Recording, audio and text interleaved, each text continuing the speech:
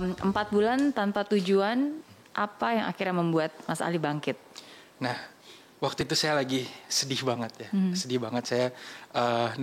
Untuk menghilangkan kesedihan saya naik Transjakarta. Dengan tiket 3.500 waktu itu. Saya bisa mengelilingi Jakarta dengan transit di koridor-koridor. Yeah. Nah, ketika saya turun di suatu tempat, saya ngasih uang ke seseorang yang sangat membutuhkan. Saya nggak kenal orang itu.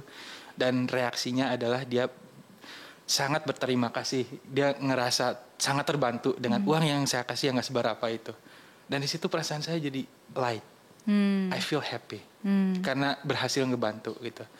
Dari situ saya mikir kayak, oke, ternyata untuk merasakan kebahagiaan itu bukan kita yang harus membahagiakan diri kita sendiri.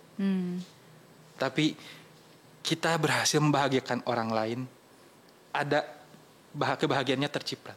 Kita ikut ngerasain bahagia. Dan esensi kebahagiaannya itu jauh lebih murni ketimbang hal-hal bersifat materialistis yang kita dapatkan. Dari situ saya mikir, oke, berarti untuk membahagiakan orang kita harus punya uang untuk bisa membantu. Gimana cara bisa punya uang? Harus ada sesuatu, harus ada kegiatan dan usaha. Gitu. Oke. Dan usaha harus mengambil resiko. Yes. Dan akhirnya disitulah loncatan yang sebenarnya lebih jauh lagi. Kalau dulu dari seorang freelancer, bekerja sebagai seorang penulis, akhirnya jualan makanan ringan di gerobak. Sekarang dari makanan ringan gerobak bikin outlet dan hutang sama teman 20 juta. Dan udah kebayar ya. Dan udah kebayar, tentu saja pastinya.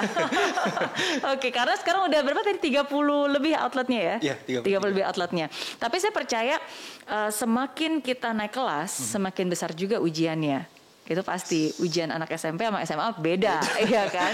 Nah, jadi ketika sekarang udah punya banyak outlet gitu, menjalankan bisnis ya, bisnis usaha ya. Apakah ada permasalahan terbesar apa nih yang pernah dialami pada saat itu? Mungkin lebih ke ego. Apa yang terjadi? Ego ketika kita dikhianati oleh orang yang kita percayai. Dan itu susah ketika kita merasa kita udah punya power, we have money, ego kita naik. Dan kita ngerasa, kok bisa sih lu ngelakuin itu padahal kita udah ngelakuin A, B, C, D gitu. Tapi pada intinya adalah bagaimana kita bisa menyikapi hal tersebut tanpa harus mengungkit apa yang udah kita lakukan gitu. Siapa yang mengkhianati pada saat itu? Ada rekan kerja saya yang saya ajak gabung, itu sahabat, bisa dibilang sahabat gitu. Dan ada keluarga juga. Oke, bahkan keluarga juga. Bahkan keluarga gitu. Dan konfliknya ini ternyata dalam garis besar bahwa uang bisa merusak hubungan keluarga itu benar gitu. Karena gini, saya tidak bisa menceritakan secara detail permasalahannya. Cuman ketika kita berada di sebuah posisi yang stabil, lingkungan kita akan berusaha untuk ikut di posisi kita. Dan ketika ada ikatan emosional, ada rasa hutang budi, kita akan bias dalam menempatkan mana yang hak kita, mana yang kewajiban kita. Padahal dalam memulai sebuah perjalanan masa depan, ketika kita membangun sebuah menara, groundnya itu kita harus kuat dulu. Betul. Dan kekuatan ground tersebut adalah kita harus egois. Dalam tanda kutip. Egois dalam artian ketika kita belum bisa menolong orang, gak apa-apa, kita berhak untuk menolak tidak. Betul. Nggak perlu, jangan merasa nggak enakan memaksakan. Hanya karena dia adalah saudara atau teman. Betul. Itu yang terjadi ketika saya awal-awal membuka usaha, ada saudara ingin minta bantuan, saya mengiyakan karena ngerasa tidak enak. Padahal itu pola pemikiran yang salah. Setiap ujian itu pasti membawa naik kelas. Buktinya terbukti kan, dari di awal-awal ada ujian tersebut dan akhirnya bisa naik kelas dan akhirnya sekarang juga sudah banyak cabangnya, banyak outletnya dan bisa memberikan dampak nih, memberikan kesempatan bekerja bagi banyak orang. Apakah masih ada mimpi yang belum dicapai nih dari Ali? Oke, saya ingin sekali membuat sekolah. Tapi bukan sekolah yang institusi resmi gitu. It's like sekolah untuk wirausaha ataupun memberikan pelatihan kepada UMKM gitu.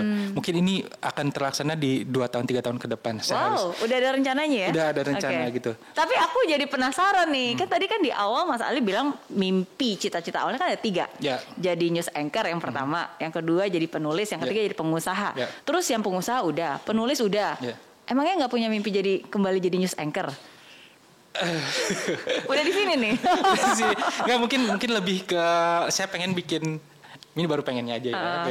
Pengen bikin podcast juga gitu kan, untuk ya istilahnya sharing ilmu seperti apa yang saya pahami tentang kewirausahaan dan sebagainya.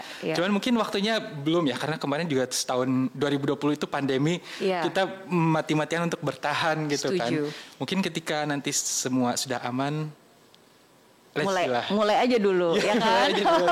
Dari kata jadi doa ya. Jadi hari ini nanti jadi punya acara sendiri. Amin. Saya aminkan.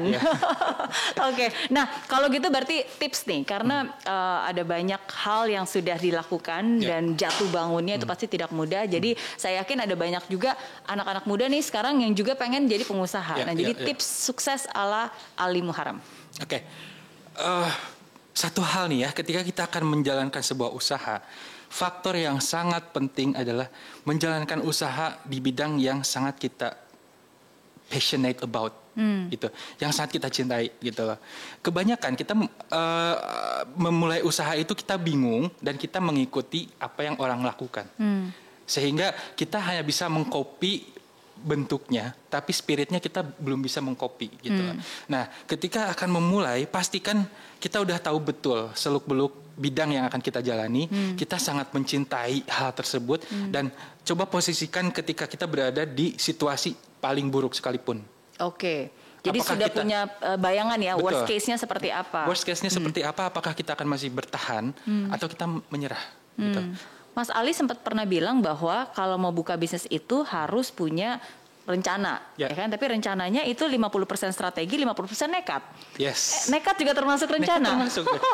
Maksudnya apa? Nekat termasuk rencana? Banyak pemahaman persepsi bahwa udah nekat aja 100% gitu loh. Udah, ataupun ada yang rencana 100%. Kalau misalnya rencana 100% nggak ada kenekatan, itu nggak akan jalan-jalan.